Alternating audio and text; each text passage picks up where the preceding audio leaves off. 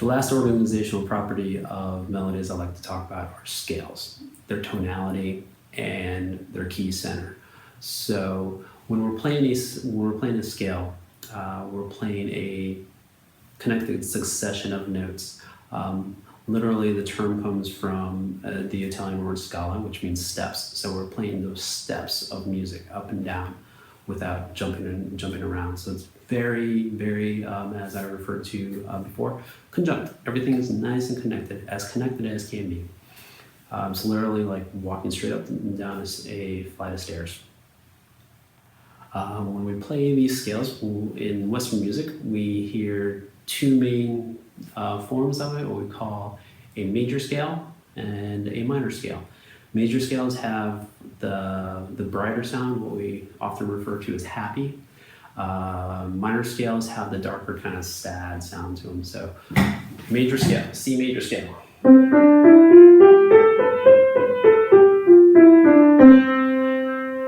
The happy one. C minor.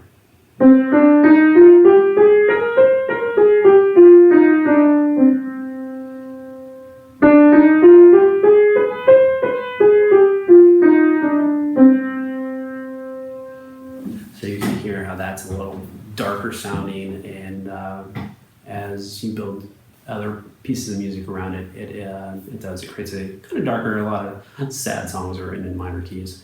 One other form of scale you might hear about predominantly is what we call a chromatic scale. Chroma meaning color, so it's all the colors in the musical spectrum. It means we're playing all 12 notes in the Western music system. So it sounds like this.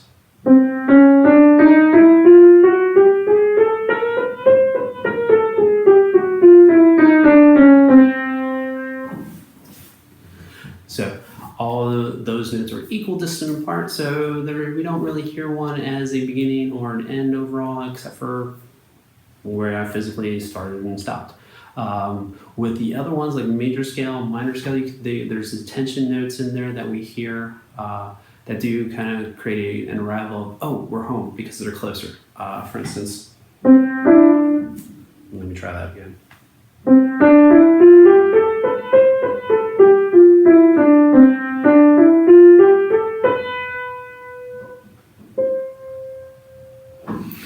Hang on that last note there and be too long, there's built-in anticipation. And when I finally play that C, it relaxes. We get to that cadence point. We're at the end of the scale. We're home. And that's what we think of as our tonality, or our key center, is when we're listening to pieces, and we'll see them, even a lot of them just in the title, they say it's in G major, G minor, C major, C minor, what have you. They tell us where home base is, basically.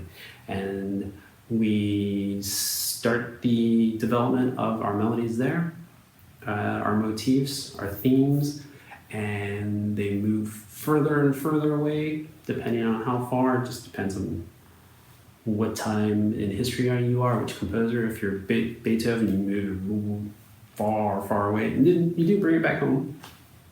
20th century music, we'll move it far, far, far, far, far away, like in the galaxy, far, far away, like Star Wars, that far away, and never come back.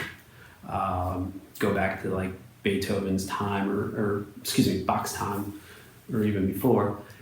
Gregorian chant, you go, here's home, you go about that far, come back. Not too far away.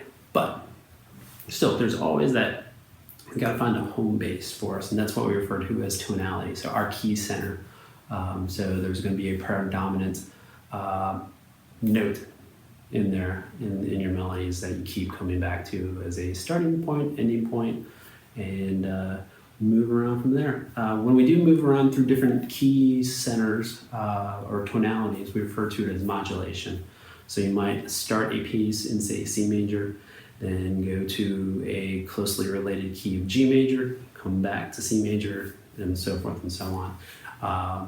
In the Romantic era, they kept going further and further away from that home base and continually modulating, again, to the point where you never really come back home. So modulation, the movement between different key centers, the key being your home base, and then the tonality being major and minor. There's some other ones in between there that we don't need to talk about right now, but they're pretty cool sounding.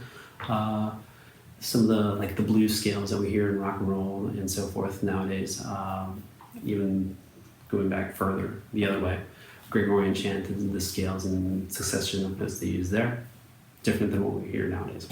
So scales, listen for them.